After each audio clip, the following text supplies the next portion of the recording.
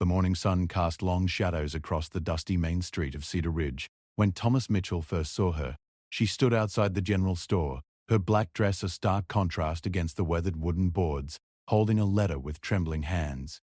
Even from across the street he could see the tears threatening to spill from her emerald eyes.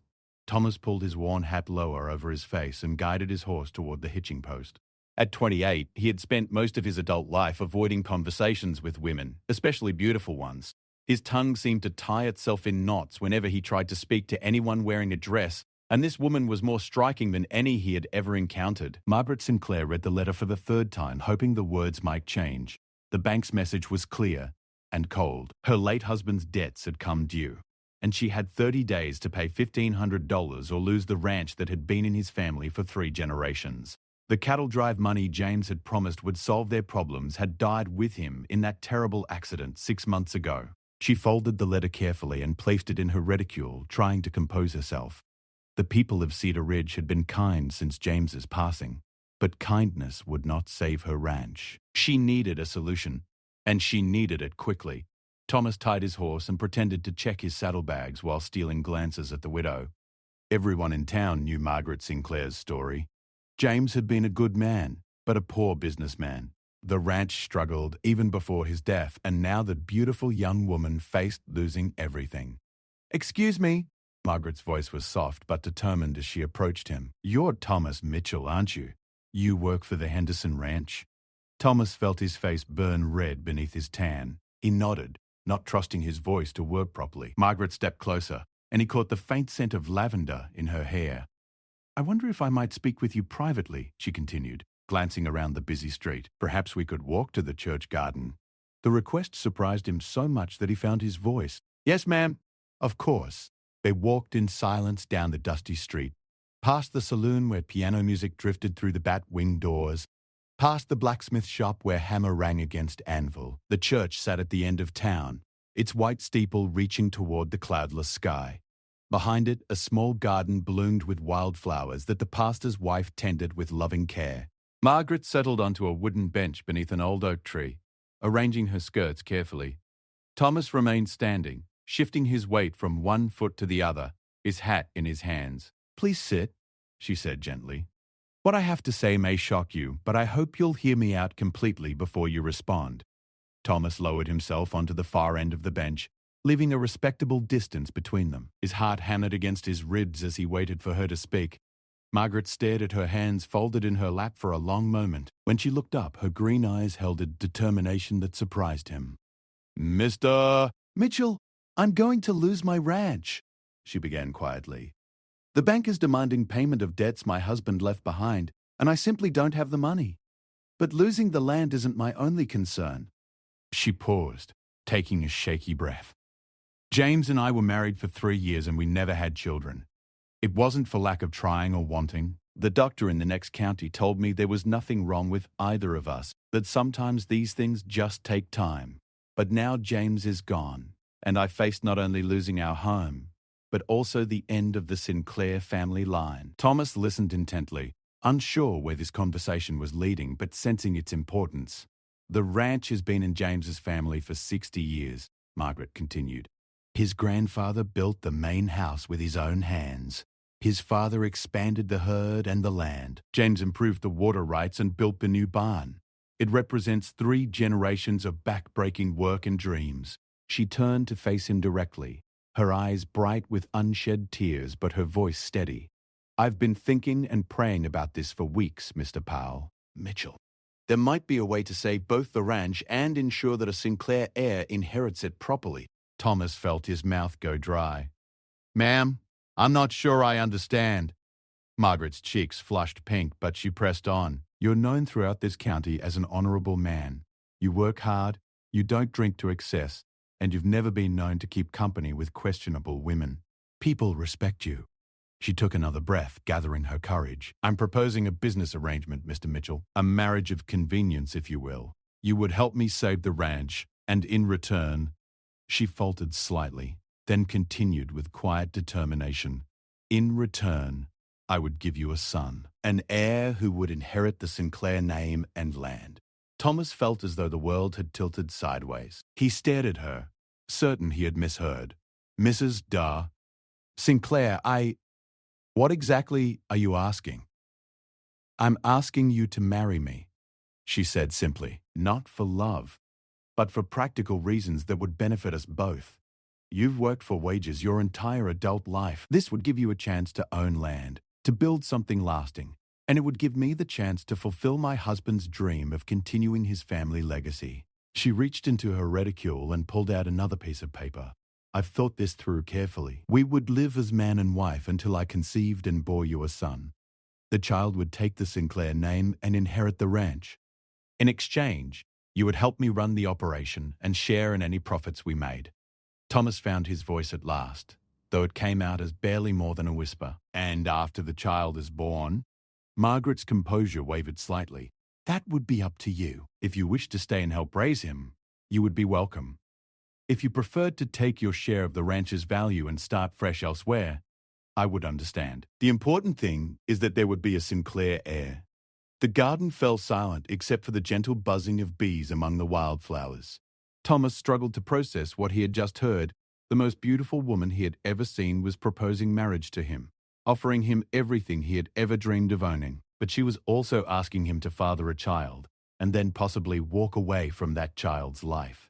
Mrs. Sinclair, he began carefully, this is a lot to consider. I'm honored that you would think of me for such an arrangement, but you need time to think about it, she finished for him. Of course you do. This isn't the kind of decision anyone should make lightly. She stood gracefully, smoothing her skirts. I should tell you that time is somewhat limited. The bank expects payment in 30 days. If we're going to save the ranch, we would need to marry soon so that you could help me with the spring cattle drive. That's our best chance of earning enough money to satisfy the debt. Thomas rose as well, still feeling stunned by the entire conversation.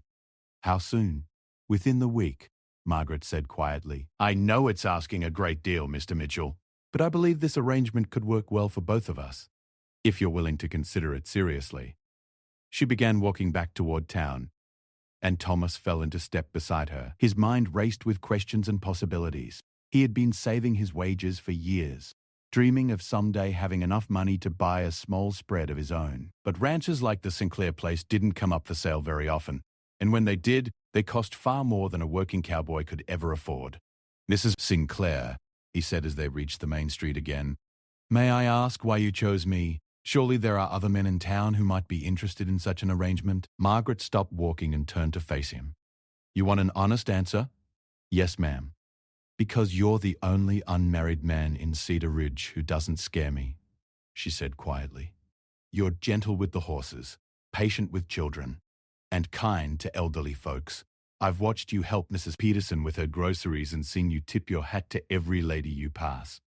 Those things matter to a woman who's considering trusting a man with her future and her body. The directness of her words made Thomas's face burn again, but he appreciated her honesty. Mitchell, Margaret said softly, pray about it if you're inclined to do so. But please give me an answer by Sunday. If you're not interested, I'll need to explore other options. She walked away toward her small house at the edge of town, leaving Thomas standing in the middle of the street with his mind spinning. Other townspeople went about their daily business around him, but he barely noticed them. In the space of 20 minutes, his entire world had been turned upside down.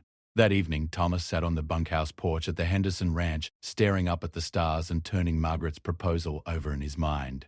His fellow cowboys played cards inside, their laughter and conversation drifting through the open windows, but he felt too restless to join them. The practical side of him recognized the opportunity she was offering. The Sinclair Ranch was prime land with good water rights and a solid herd. With proper management and a little luck, it could be quite profitable. Marriage to Margaret would give him everything he had worked toward his entire adult life. But the emotional complexity of the arrangement troubled him. Could he really marry a woman, father a child with her, and then potentially walk away? What kind of man did that make him? And what about Margaret herself? She was still young, still beautiful. Wouldn't she eventually want to marry again for love? As the night grew later and the other men retired to their bunks, Thomas remained on the porch, weighing his decision. By morning, he knew he would need to give Margaret Sinclair an answer that would change both their lives forever. Sunday morning arrived with a gentle spring rain that turned the dusty streets of Cedar Ridge into ribbons of mud. Thomas had barely slept, spending most of the night pacing the porch and wrestling with Margaret's proposal. As dawn broke over the eastern hills, he finally made his decision. He found Margaret in the church cemetery, kneeling beside a simple wooden cross that marked her husband's grave. She wore the same black dress, and droplets of rain sparkled like diamonds in her auburn hair. When she heard his footsteps on the wet grass, she looked up with questioning eyes. "Mrs. Sinclair?" Thomas said quietly, removing his hat despite the drizzle. "I've given your proposal considerable thought."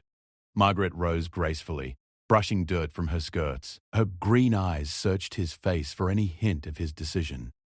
"And I accept," he said simply. "With one condition." Relief flooded her features, followed quickly by curiosity. "What condition?" Thomas shifted uncomfortably, choosing his words carefully. "If we're going to bring a child into this world together, Mrs. Sinclair, then I want to be a real father to that child, not just someone who provides financial support from a distance.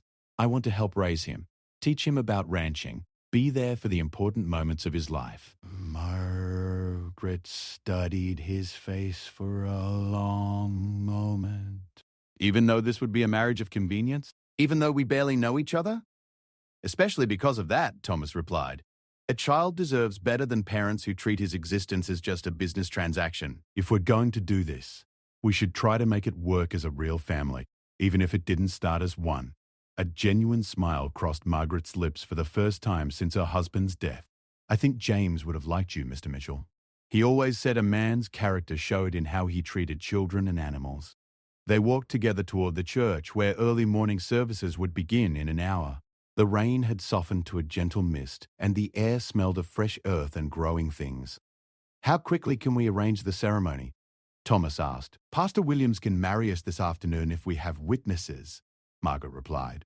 "I've already spoken with him about the possibility. He understands the practical nature of our arrangement and supports it." Thomas nodded. "I'll need to collect my things from the Henderson place and give notice. Mr. Henderson won't be happy about losing a hand during spring roundup, but he's a fair man. He'll understand." By noon, word of the impending marriage had spread throughout Cedar Ridge. In a town of fewer than 300 people, news traveled faster than wildfire, especially news as surprising as the shy cowboy marrying the beautiful widow. Thomas stood at the altar in his best shirt and newly pressed trousers, his hands trembling slightly as Pastor Williams opened his prayer book. Margaret walked down the short aisle alone, carrying a small bouquet of wildflowers that Mrs. Peterson had hastily gathered from her garden. She looked radiant despite the somber circumstances that had brought them together. Someone had loaned her a blue dress that brought out her eyes, and she had pinned her hair up in an elegant style that made her look older than her 24 years. The ceremony was brief and simple. They exchanged vows that spoke of honor and commitment rather than love, and Thomas slipped a simple gold band onto Margaret's finger. When Pastor Williams pronounced them husband and wife, Thomas kissed her cheek gently, aware of the dozen townspeople watching from the pews. "Well, Mrs. Mitchell," he said quietly as they walked down the aisle together, "I suppose we should head home and figure out how to make this work." Margaret squeezed his arm lightly. "I suppose we should, Mr. Mitchell." The Sinclair Ranch sat 5 miles outside of town, accessible by a winding dirt road that curved through rolling hills dotted with oak trees.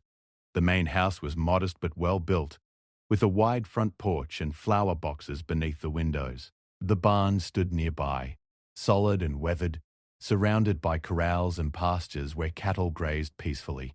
Thomas helped Margaret down from the wagon and stood looking around at what was now his home. Everything was well maintained, despite the financial struggles. James Sinclair might have been poor with money, but he had been meticulous about caring for his property. "I should show you around," Margaret said, suddenly shy now that they were alone together. "Help you get settled."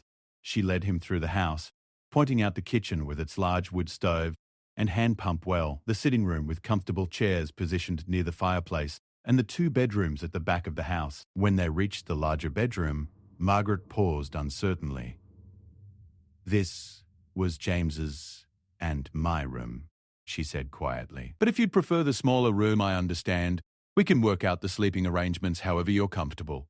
Thomas looked around the room, taking in the large bed with its colourful quilt, the dresser with its mirror, and the window that looked out over the pastures. "Mrs. Mitchell," he began, then caught himself.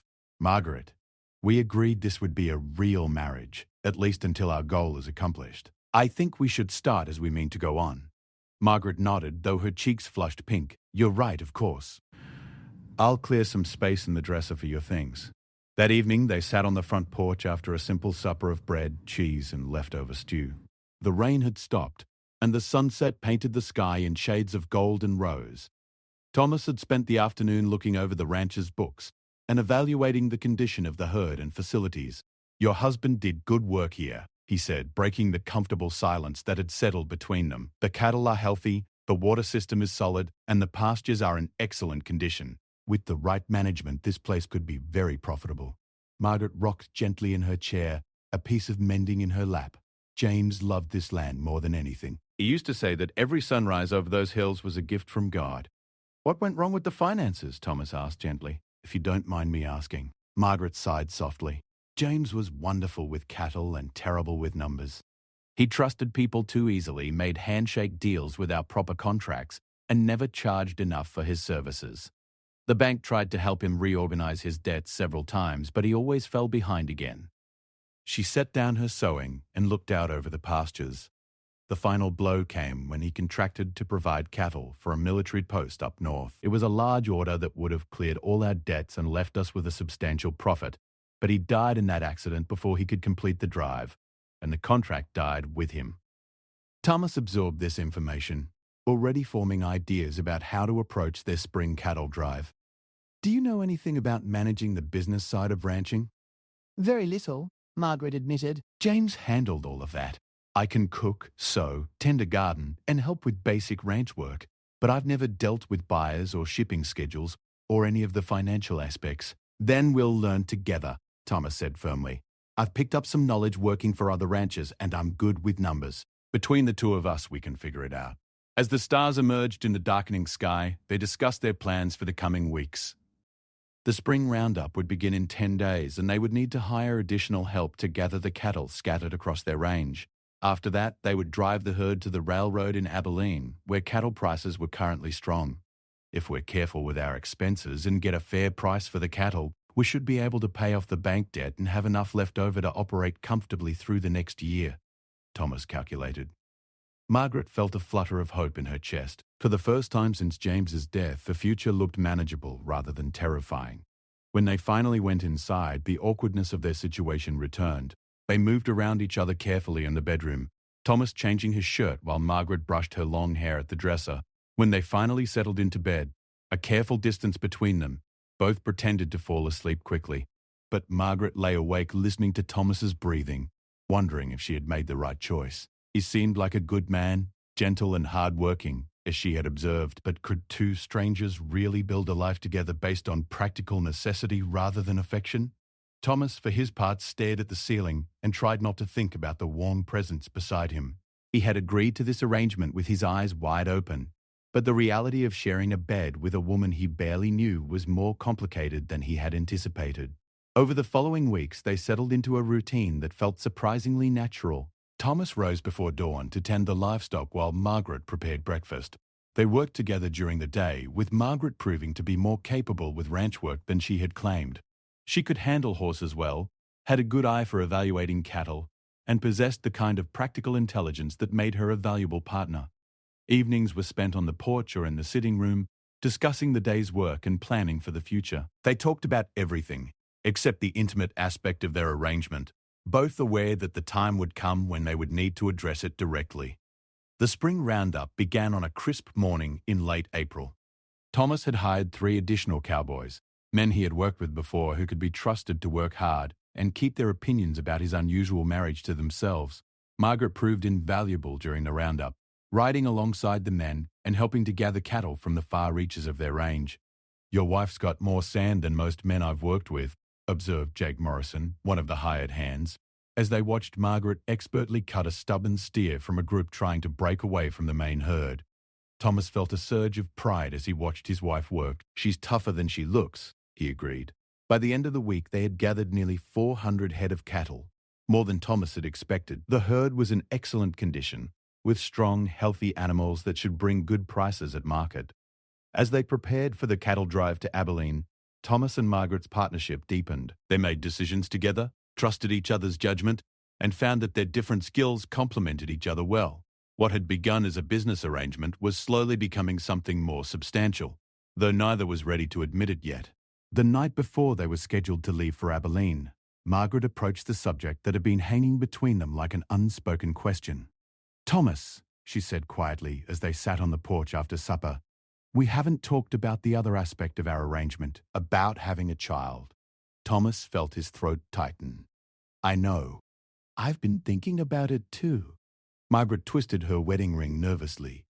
"I don't want it to happen out of obligation or duty. If we're going to bring a child into this world, it should happen naturally, when we both feel ready." "I agree," Thomas said softly. "This past month has been good, Margaret. Better than I expected. Maybe we should just let things develop as they will and not put pressure on ourselves." Margaret looked at him with surprise and gratitude. "You're a kind man, Thomas Mitchell. Kinder than I probably deserve." "You deserve kindness," Thomas replied firmly. "You deserve a lot more than what life has handed you so far." As they prepared to retire for the evening, both felt that their relationship had shifted subtly but importantly. They were no longer just two strangers bound by a practical agreement. They were partners building something together, and if luck was with them, that partnership might grow into something deeper and more meaningful than either had dared to hope. The cattle drive to Abilene took 12 days through rolling prairie, river crossings and thunderstorms that turned the trail into a muddy challenge. Thomas rode point, guiding the herd along the well-worn path that countless other ranchers had followed to market. Margaret rode flank, helping to keep the cattle bunched together and moving forward at a steady pace. Each evening, they made camp under the vast Kansas sky, sharing meals with the hired hands around the campfire. Margaret proved she could hold her own with the rough cowboy humor and could cook over an open fire better than most trail cooks. The men gradually accepted her as a genuine partner rather than just the boss's wife. "Never seen anything like it," Jake Morrison commented to Thomas one evening, as they watched Margaret expertly bandage a cut on one of the horse's legs. "Most ranchers' wives wouldn't last 2 days on a drive like this." Thomas nodded with pride. "She's full of surprises." What surprised him most was how natural it felt to work alongside Margaret. They communicated with glances and gestures, anticipated each other's needs, and made decisions together without lengthy discussions. Their partnership had grown stronger with each passing day. The cattle market in Abilene was bustling with activity when they arrived. Dust clouds marked the locations of dozens of herds, and the air rang with the sounds of lowing cattle, shouting cowboys, and the whistle of trains loading livestock cars. Thomas had telegraphed ahead to arrange meetings with several potential buyers. The first buyer offered $18 per head, which Thomas knew was too low. The second offered $20, which was closer to what he had hoped for, but still below the market rate he had researched. Margaret stayed close during the negotiations, listening carefully and learning how the business side of ranching actually worked. The third buyer, a sharp-eyed man named Samuel Porter, who represented a consortium of eastern meatpackers, looked over their cattle with obvious appreciation. The animals were well-conditioned, properly branded, and showed no signs of disease or poor handling. "This is quality stock," Porter admitted after his inspection. "Your husband knows what he's doing, Mrs. Mitchell." Margaret exchanged a quick glance with Thomas. "We both do, Mr. Cobby." Porter quoted $28 per head, which was exactly what Thomas had hoped to achieve. They shook hands on the deal, and within 2 hours, the cattle were being loaded onto train cars bound for Chicago stockyards. Thomas counted the money twice before placing it in the strongbox he carried in his saddlebags. 396 head at $28 each came to $11,088, more than enough to pay off the bank debt and leave them with substantial operating capital. That night, they celebrated with a proper dinner at Abilene's finest hotel. Margaret had brought along her best dress for the occasion, a deep green silk that made her eyes shine like emeralds. Thomas had never seen her look more beautiful or more confident. "We did it," she said softly over dessert, tears of relief and joy sparkling in her eyes. "We actually saved the ranch." Thomas reached across the table and took her hand. "We make a good team, Mrs. Mitchell." Margaret looked down at their joined hands, noting how natural and right it felt. "Yes, we do."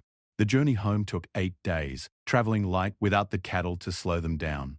Thomas and Margaret rode side by side, talking about plans for improving the ranch, expanding the herd, and building a sustainable operation for the future. "I've been thinking," Margaret said as they crested the hill that looked down into their valley.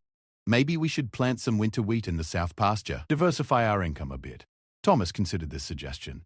"That's smart thinking. If cattle prices drop, we'd have another source of revenue."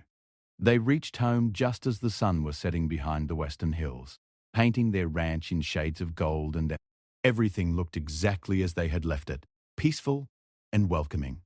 But both Thomas and Margaret felt that something fundamental had changed during their time away. The next morning, Thomas rode into Cedar Ridge to settle their debt with the bank. The bank president, a stern man named Harrison who had threatened foreclosure just weeks earlier, looked surprised when Thomas placed the full payment on his desk in cash. "I must say, Mitchell, I didn't expect to see this money so quickly," Harrison admitted as he wrote out the receipt. "The Sinclair place is free and clear now. You and your wife have done remarkable work." Thomas rode home with a light heart and the deed to their ranch in his pocket. Margaret was working in her garden when he arrived, and she looked up with a questioning smile as he dismounted. "It's done," he said simply, holding up the deed. "The ranch is ours, free and clear." Margaret dropped her gardening tools and ran to him, throwing her arms around his neck in spontaneous joy. For a moment they held each other close, both overwhelmed by the magnitude of what they had accomplished together. When they stepped apart, both were suddenly aware of how natural that embrace had felt. The physical distance they had carefully maintained during their marriage was no longer necessary or desired. "Margaret," Thomas said softly, still holding her loosely in his arms, "this partnership of ours has become something more, hasn't it?" Margaret looked up into his warm brown eyes and nodded. "Much more. I haven't felt this happy or hopeful since before James died." "You've given me back my future, Thomas. You've given me something to build toward," he replied. "A home, a purpose, a chance to be more than just a hired hand." That evening, they sat together on the porch swing that Thomas had recently repaired, watching the stars emerge in the clear night sky. Margaret's head rested against his shoulder, and his arm encircled her waist. The awkwardness that had characterized their early days together had been replaced by genuine affection and comfort. "Thomas," Margaret said quietly, "I want you to know that what happened between us wasn't just about saving the ranch anymore. I care about you, really care about you." Thomas pressed a gentle kiss to the top of her head. "I care about you too, Margaret." More than I ever thought possible when we started this arrangement. She tilted her face up to look at him. "Do you think we could have a real marriage? Not just the practical partnership we agreed to, but something deeper?" "I think we already do," Thomas replied, leaning down to kiss her softly. "I think it started the day we drove those cattle to market together and realized we made a perfect team." Their first real kiss was tender and sweet, full of promise for the future they would build together. When they finally went inside that night, it was as husband and wife in every sense of the word. 6 months later, Margaret stood in the kitchen of their ranch house, one hand resting on her gently rounded belly, as she watched Thomas working with a new horse in the corral outside her window. Their success with the cattle drive had established them as one of the most respected ranching operations in the county, and they had been able to expand their herd and improve their facilities. But more importantly, they had found something neither had expected when they entered their practical arrangement. They had found love. Thomas looked up from his work and caught sight of Margaret in the window. He waved and she waved back, both smiling with the contentment of two people who had discovered that sometimes the best things in life come from taking calculated risks with an open heart. Peterson had confirmed what they both already suspected. Margaret was carrying their child, due to arrive in early spring. The baby would indeed carry the Sinclair name as Margaret had originally planned, but now that name would represent not just the preservation of a family legacy, but the creation of a new family built on mutual respect, shared goals, and genuine love. On a crisp autumn morning, as Thomas and Margaret rode together across their land checking on their cattle, she couldn't help but think about how dramatically her life had changed. A year ago, she had been a desperate widow facing the loss of everything important to her.